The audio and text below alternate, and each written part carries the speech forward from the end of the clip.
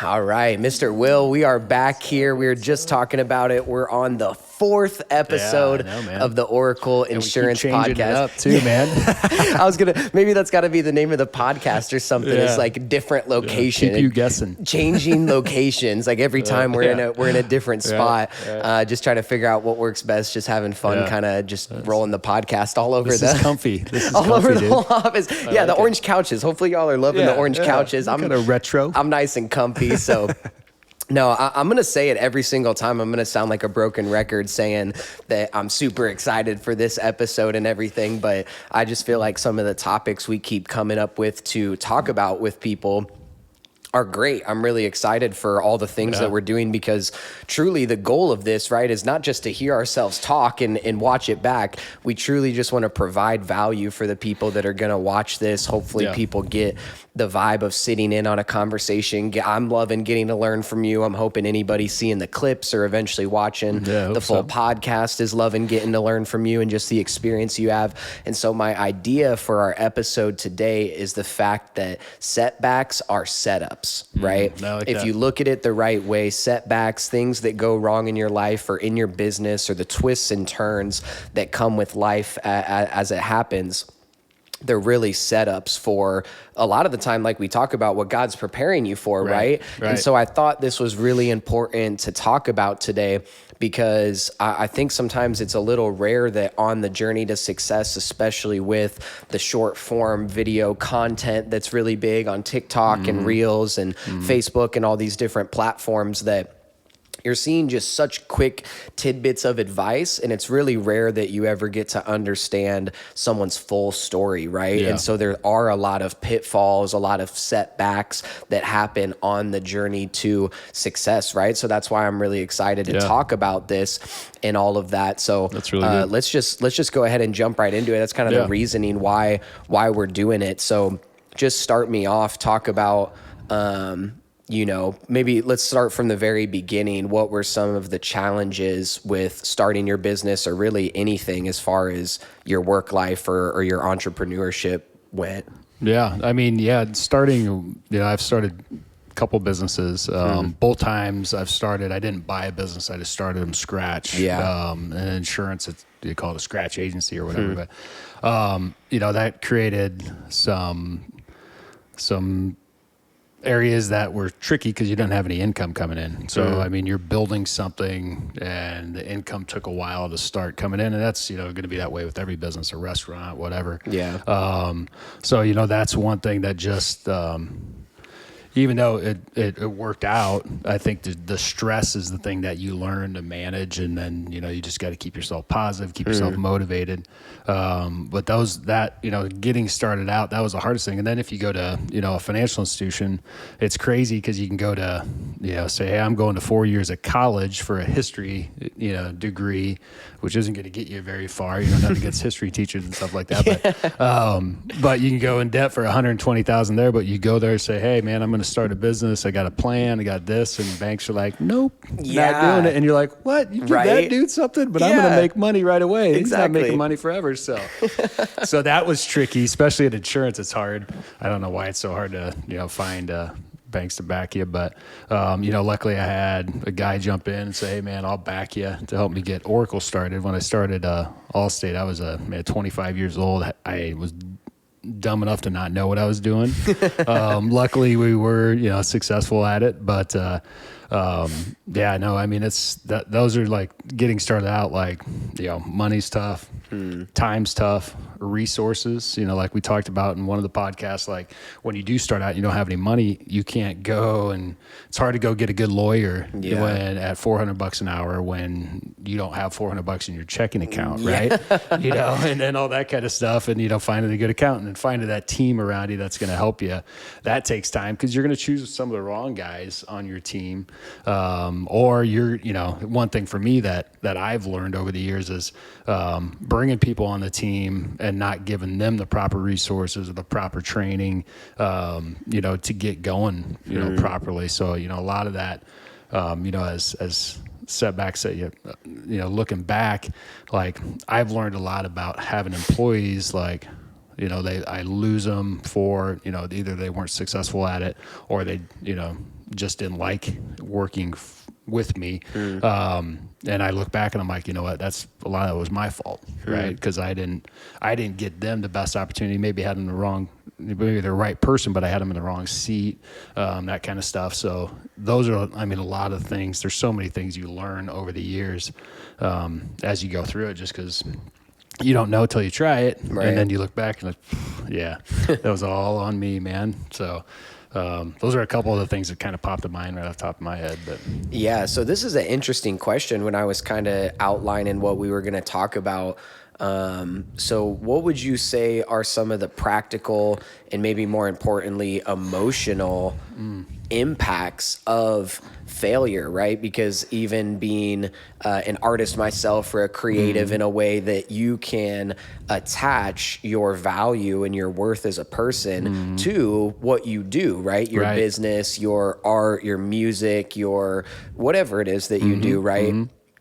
And so talk some about just the emotional impact that some of these failures had on you. Was it easy to get over? Did it take a long time? Did you have to make amends with people or situations thereafter to feel some kind of peace about it? Like, what was the impact that it had on you personally when there were some shortcomings at times that were difficult? Yeah, man, that's an awesome question. I think it gets easier as you get older because wisdom comes with age, they always say, right? Yeah. And that does because you've been in those situations more and more to where you maybe react better, maybe know how to react, and maybe know how to learn from each situation. So, yeah, I think like emotionally, the setbacks early on as I was starting businesses probably were much more emotional because it was the first time I'd been through that situation, right? Right. It's like the first time anything happens, you're like, whoa, I didn't expect that. But after it starts to happen a little bit more, you start to see maybe how to avoid it next time or how to react differently and learn from it differently. Because I tell everybody here on our team, like, hey, every time there's a complaint, even if the complaint is absurd against us or how we handle something, there's always something to learn from it. That person was upset maybe just about how there's always something to take out of it in any complaint. But yeah, emotionally, like I think some of those major setbacks early, you just wonder, like, man, do I have it, right? Like you said, like you want to feel like you're good at what you do. You want to feel like you know what your purpose is, and sometimes when you're early on in it, you're like, is this somebody telling me I'm not doing what I'm supposed to be doing? But God's always just testing us and putting us in the fire, and we just got to continue on if it is the right thing and just do it the right way. I think that's one thing when you do get put in that fire early on and you're a little unsure, a little unstable, you can make some dumb choices. So I think that's where with age and maturity happens, you start to make the right choices, and as long as you have that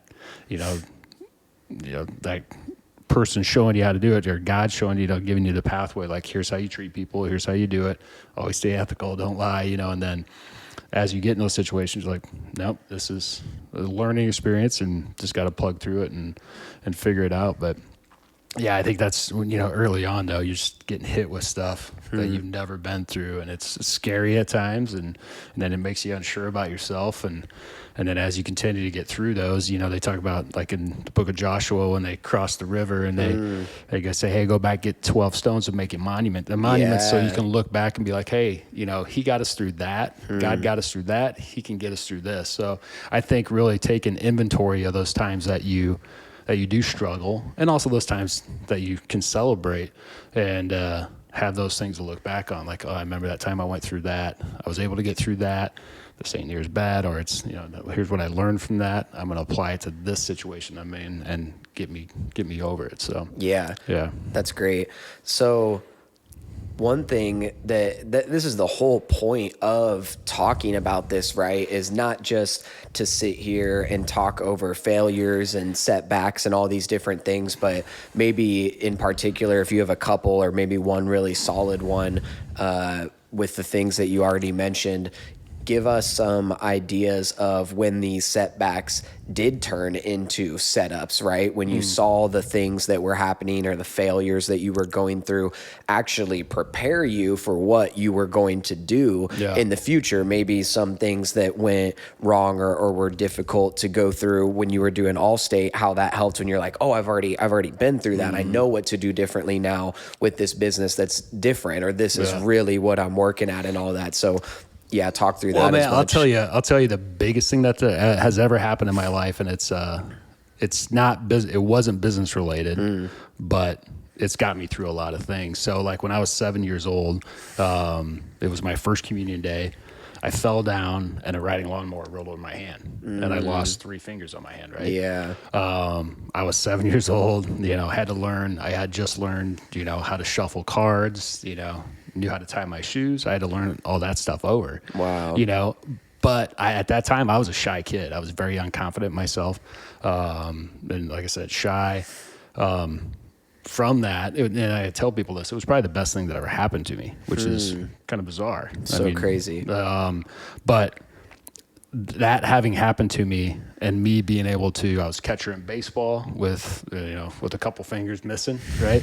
Was pretty good in football in high school, which, doesn't really mean anything, but yeah, I was able to do things, that without that, it kind of gave me confidence. And then also, it also gave me humility, to, anybody, whether it's a physical ailment or mental or what, it just gives you something to be like, man, none of us, we all got scars. We all got stuff that we got to get over. So it kind of changed a lot for me, but mainly the main thing that helped me was just like, man, I was able to do a lot with a little, with my left hand being like that, to where I was able to change my focus a little bit to when I was, faced with a big task or obstacle, I've been through worse. Wow. Right. So you can get through that. So that was, not business related, but, down the road when I was faced with something in business, that was like, man, I don't know if I can get through this. Like, nope, just tough it up, man. And just battle through it. So that was huge for me, to where, looking back when I was at 7 years old, I was scared, not knowing why that happened to me, But yeah, it was just something. God got me through it, and God showed me how He can build me up with that. So yeah, that's amazing. And that's just almost like a metaphor, just an example in business or in anything, right? Just the fact that I was just telling my boys at youth group the other night, I'm not going to run through the whole story, but long story short, we were kind of talking about the same thing almost, right? So it's kind of funny how that happened, but I was telling them a story I used to tell on tour. I used to travel for years and go to schools and churches and different events. And I would tell this story because part of what I talked about was purpose, that funny enough, like like we're talking about, you aren't what you do. Your identity and your worth and your purpose isn't tied to just what you do. And this story that I would use when I would share the gospel with kids and different things was kind of this idea that a lot of them, especially in areas we were going to, were struggling. They're suicidal. They're struggling with depression. Their parents are maybe split up, bullying in school. They live in a small town, not a whole lot to do. And so I would share this story with them. I knew this guy named Jared at my youth group back in the day. He was years older than me, and he came up on the platform one day in front of our whole youth group, 200, 300 kids. And he had recently been diagnosed with cancer. And so all of us are praying for him, visiting him, just amazing kid. You know what I mean? Great dude. Yeah. And he gets up on the platform and says, guys, I just want you to know that I'm thankful that I have cancer. Or that I had cancer. And everyone's like, what? You know, So long story short, this kid's a senior in high school. He gets told that he has basically terminal cancer. And then on top of it, I think this was right before that happened or right around that time, his parents tell him that they're getting a divorce, right? So imagine getting hit with those two things, but those two things, God used both of those horrible things for his good. One, Jared, this guy ends up being 100% cured of his cancer within a couple months. So he's amazing. And then his parents, who were in the midst of a divorce, get to spend all this time together that they hadn't been spending, just wanting to love on him and care for him in the hospital. And their marriage ends up being stronger than it ever had been. And so it's like, that's a classic setback for a setup. But Jared was smiling, was just loving God the whole time. He was just so confident that, like, dude, no matter what happens to me, God's got me. Like, God's got my family. He's got me. And that's the thing, is like, we're not going to sit here and pretend like we're in fairy tale land and everything is always perfect, or people always get healed, or marriages always get restored. But the concrete foundation is that God is still good no matter what happens. And if we press into that, then there's times where we're going to be built up because of those things that happen, right? And so just a story I was thinking of that's just awesome, a classic story. Dude. Yeah, just a classic setback for a setup kind of deal. But tell me some about how, whether it was that experience when you were a kid, failures or pitfalls along the journey and all of that, how do you feel like those situations have changed for the better your leadership style and your decision making when it comes to business or really otherwise? How it's changed by leadership style and decision making. Decision making for sure. Like we talked about in one of the earlier podcasts about, when you're getting started out in business and making decisions, a lot of it's like, man, I got to make money.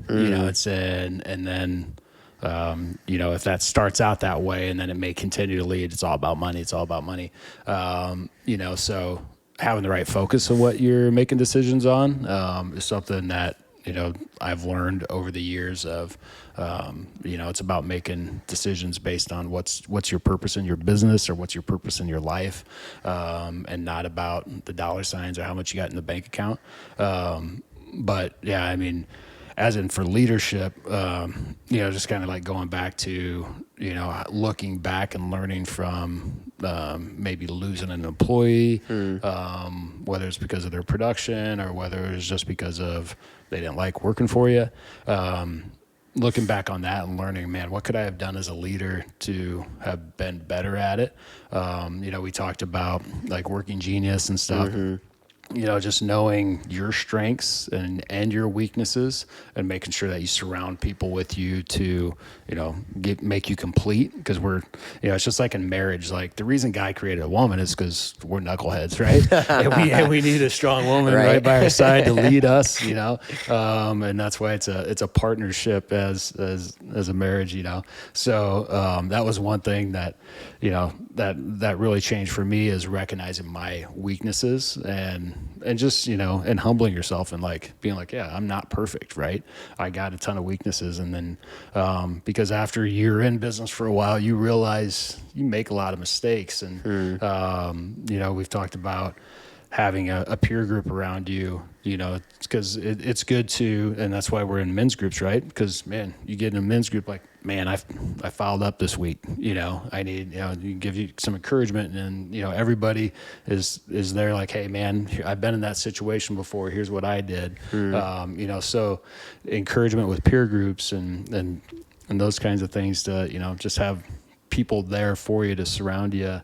And then just like I said, in your office, making sure you got people around you to fulfill your weaknesses. And, and just like, in my leadership, it's been looking back at, those things and saying, man, what could I have done better? What did I do wrong?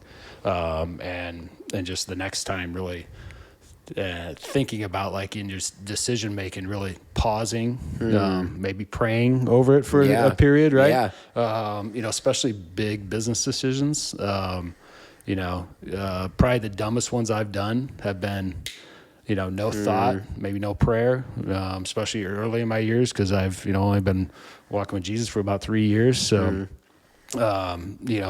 really taking time and really sitting over it, and then going and counseling with others on it. Like, hey, what do you think about this? Especially if you have a spouse. Okay, that's one thing that that's probably the biggest thing I learned about being happy with what I'm doing is if I'm not engaging my spouse in those decisions in business, and talking with her through things, because it's a team, right? So, really going to her, talking, and then also going to other mentors that I had, say, hey man, what do you think about this? Because what you'll start to find out is that they'll be like, oh dude, I did something worse than that one time. You're like, whoa, you're super successful. And you messed up. Like, what? Right. And then you'll find out that we've all done it. And all the ones that are super successful. I mean, what Steve Jobs, he got fired from Apple, right? Wow. Because what the first computer he came out with was a bomb, and then they brought him back, and then he killed it. So, so I mean, everybody's been through that stuff. So, really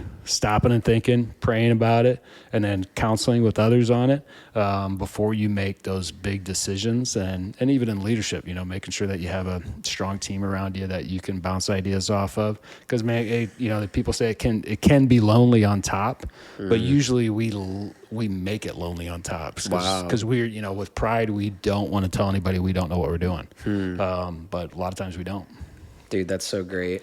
Last thing that I'd love to have you talk about some is just maybe give some advice. It can definitely be to entrepreneurs that are facing setbacks early on, in the middle ground, really wherever they're at in their business journey, or really anybody experiencing setbacks. That's what's great about this stuff, is it's applicable for business. Is kind of the context that we talk about it in a lot because you're a business owner, but just about life in general. So what maybe couple pieces of advice would you give to business owners or otherwise people that are currently facing a setback and they don't really know what to do? They're not even thinking in the context of, hey, no, this could be a setup actually for something. What pieces of advice would you give to someone?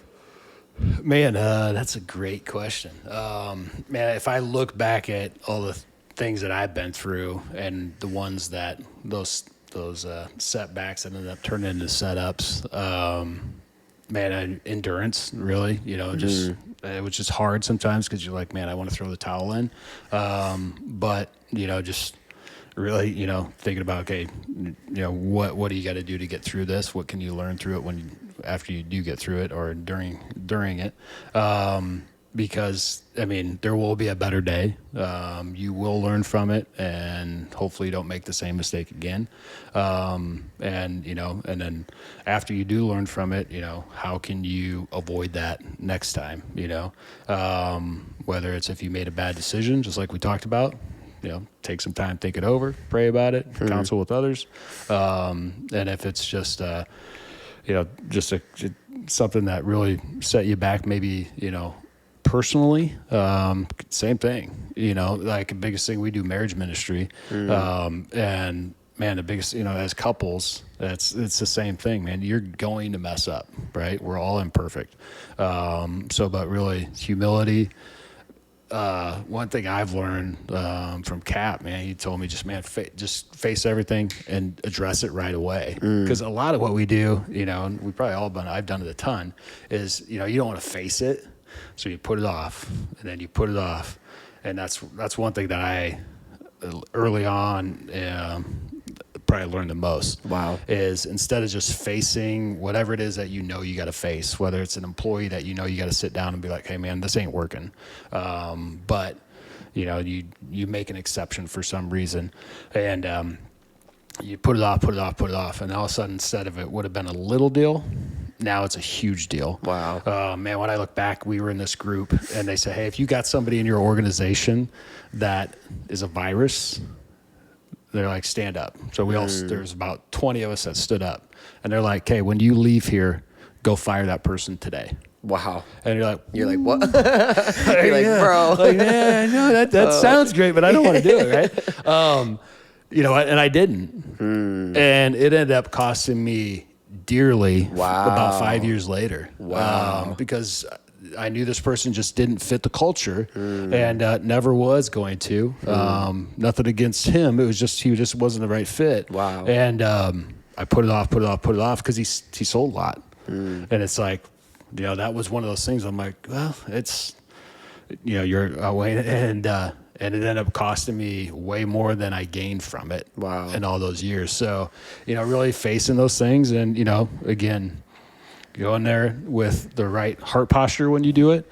If you have to face those fears, and just make sure you keep your cool, have the right heart posture, that what's the right reason you're doing it, and face it head on instead of letting it linger. And then it's like they talk about the yeast. You got to remove the yeast from the bread, right? It's because that'll slowly grow and grow and grow and grow and just take over. So that was one thing that was huge for me. Nice. And I still suck at it, right? Because I like to get along with everybody. You don't want to ever have those crucial conversations. That's a great book. Check that out if you haven't read that, because that talks exactly about that. Yeah. Yep.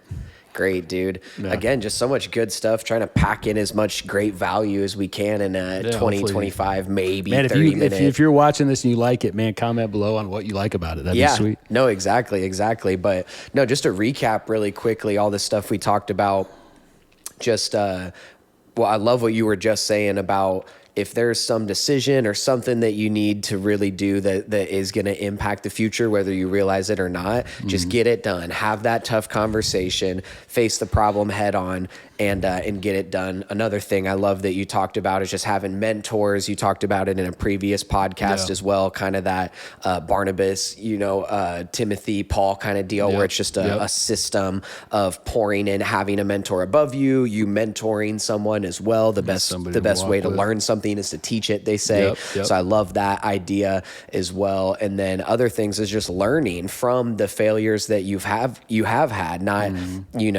being blind to something that comes up in the future. If it's something you've dealt with, press in, understand what happened before, take inventory, take note of what happened, and face it in a different way, kind of approach the challenge differently. And then I love your story too about, the situation that happened with your hand as a kid, just being like, you could have just thrown in the towel at 7, 8 years old and been like, I'm not going to be able to do anything. I can't play any sports. I can't. But you said it gave you just more humility, but then also more confidence in a way to face those things. So just anybody listening this, just want to encourage you all, face those trials and setbacks and different things head on. You know what I mean? Learn what you can from them, grow as much as possible, and continue to know that life isn't easy. All good things take time and aren't typically easy, but that's what makes it a good thing. That's what makes building a business or anything of that sort.